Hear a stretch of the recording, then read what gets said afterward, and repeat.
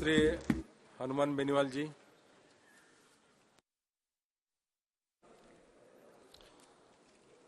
सभापति महोदय, सबसे पहले तो मैं आपको बधाई दूंगा कि सभापति पैनल के अंदर आज आप यहाँ विराजे और मुझे बोलने का आपने समय दिया। बहुत बहुत बधाई अप्पा बारने साहब को।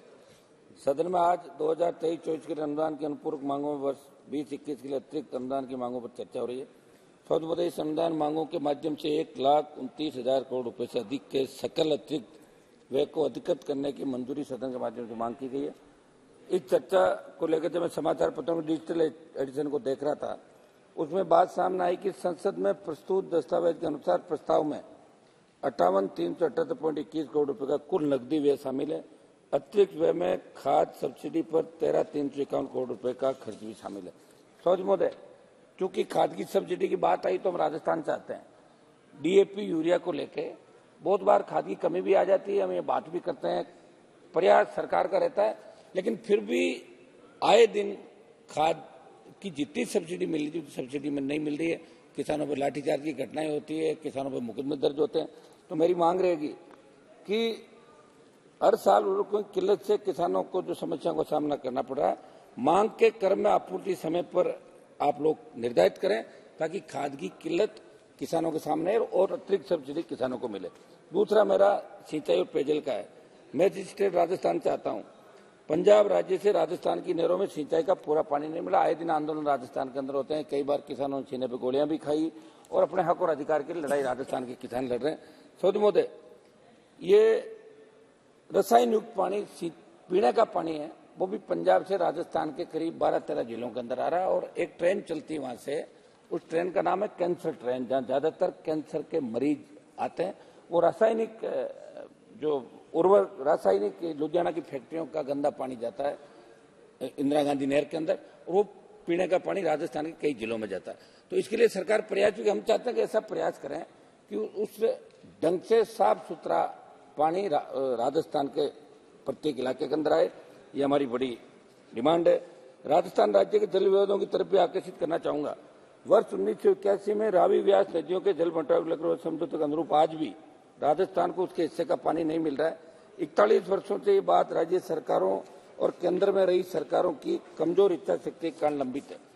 सभापति महोदय, यमुना बेसिन राज्य से हुए समझौते के अनुरूप भी राजस्थान को उसके हिस्से का पानी नहीं दिया जा रहा है और पूर्वी राजस्थान के 13 जिले जिनमें पेयजल और सिंचाई से संबंधित अत्यंत महत्वपूर्ण ईआरसीपी परियोजना को राष्ट्रीय परियोजना घोषित करने की मांग लंबे समय चली आ रही थी।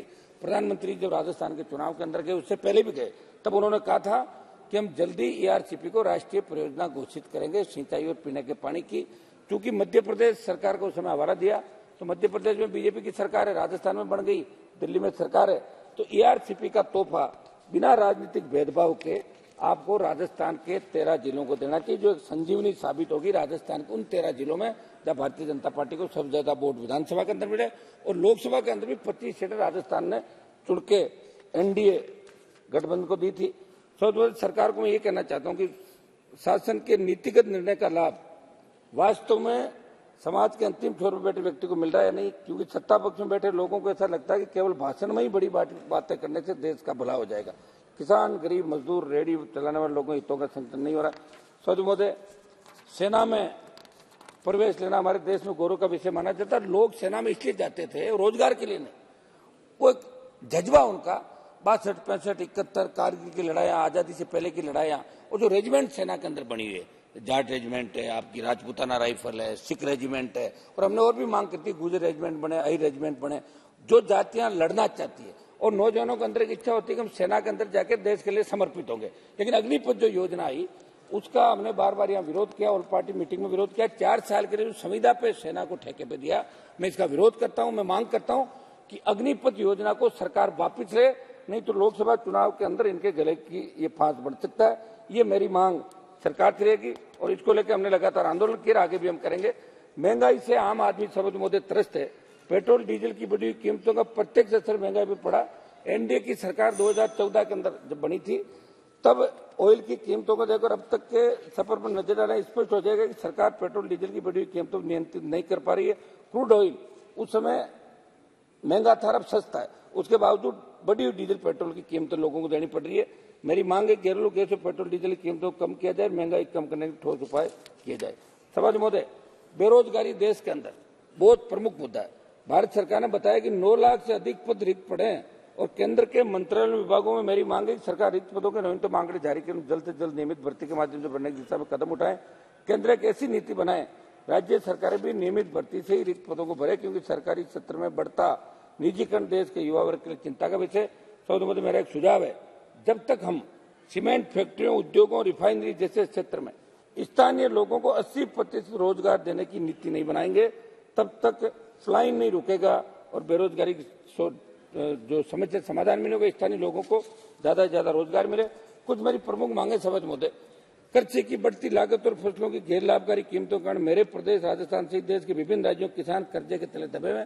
आपका भी प्रयास रहा, हमने भी प्रयास किया, कर्ज माफी के आंदोलन को देश में हवा मिली। हम चाहते हैं कि प्रधानमंत्री जी देश के किसानों का संपूर्ण कर्जा माफ करें। जिस तरह पिछले 15-16 साल के अंदर धन्ना सेठों का कर्जा माफ हुआ है 5 लाख करोड़ से ज्यादा, वो राजस्थान और देश के किसान का कर्जा माफ हो। एमएसपी पर किसान की पूर्ण उपज खरीदने का गारंटी कानून बनाया जाए। जो फसलें एमएसपी के दायरे में उनकी समय पर खरीद नहीं हो पाती, इसकी समय पर खरीद शुरू करने तो प्रभावी नीति बनने की जरूरत है। सभापति महोदय, अरुण जेटली जी जब वित्त मंत्री थे तब उन्होंने राजस्थान में शुष्क कृषि विश्वविद्यालय खोलने की घोषणा की, पर वो घोषणा आज तक पूरी नहीं हो पाई। इस पर सरकार को ध्यान दे। तो मेरे निर्वाचन क्षेत्र नागौर में सरकार से सेंट्रल एग्रीकल्चर यूनिवर्सिटी खोलने की मैं मांग करता हूँ। मेरे से पूर्व कई मान्य सदस्यों ने जातिगत जनगणना की मांग करी। महोदय, मैं और मेरी राष्ट्रीय लोकतांत्रिक पार्टी भी जातिगत जनगणना कराने के पक्षधर हैं। भारतमाला परियोजना के अंतर्गत राजस्थान के किसानों की जमीन अवाप्त की गई सभापति महोदय, लेकिन पंजाब, हरियाणा, दूसरी स्टेट के अंदर जो जमीन का मुआवजा दिया गया वो राजस्थान के अंदर बहुत कम था। जब हम गडकरी जी से, मैं 1 मिनट समाप्त करूंगा, गडकरी जी से हम इस मामले के अंदर मिले, उन्होंने कहा कि राजस्थान की सरकार नहीं कर रही है। अब जो राजस्थान में भी आपकी सरकार है, दिल्ली में आपकी सरकार है, आप उन किसानों को जिनकी जमीन आपने अवाप्त की, बेघर हो गए, उनकी सस्ती कीमत में उनको दुगनी तिगनी रेट से पंजाब हरियाणा की तर्ज पे 1 मिनट उनको मुआवजा आप राजस्थान के किसानों को भारतमाला की जो जमीन हुई है उसके अंदर दें। केंद्रीय सशस्त्र पुलिस बलों से सभी केंद्रीय कर्मियों को ओल्ड पेंशन योजना लागू करने के सरकार कदम उठाए जाए। मेरे संसदीय क्षेत्र नागौर में बोई जाने वाली विश्वविख्यात पान मेथी को मसाला कमोडिटी में शामिल करते हुए जीआई टैग दिया जाए। राजस्थान के जोधपुर, बीकानेर, किशनगढ़ तथा उदयपुर व जयपुर हवाई अड्डे घरेलू उड़ानों की संख्या बढ़ाई जाए। समझ मतलब 1 मिनट इम्तियाज जलील, एक मिनट लास्ट अंत में 1 मिनट सर, एक मिनट आप बैठे 1 मिनट तो दो मेरे। अंत में मैं कहना चाहूंगा कि जब तक हम नीति निर्माण में किसानों, गरीबों और मजदूरों को नहीं शामिल करेंगे तब तक इस देश में सही मायनों में अमृतकाल नहीं हो पाएगा। समझ महोदय, जलील जी 1 मिनट समाप्त कर रहा हूँ साहब, एक लास्ट पैराग्राफ हो गए ना। देखिए, किसान आंदोलन के समय सरकार ने किसानों के साथ जो समझौता उसके अंदर ही बात करी थी जलील जी, किसानों की सारी मांगे मानी जाएगी। दुर्भाग्य से आज तक उस बात को मांग रहेगी कि किसानों की सारी मांगे मान के उस समझौते की क्रियान्वित सरकार करे।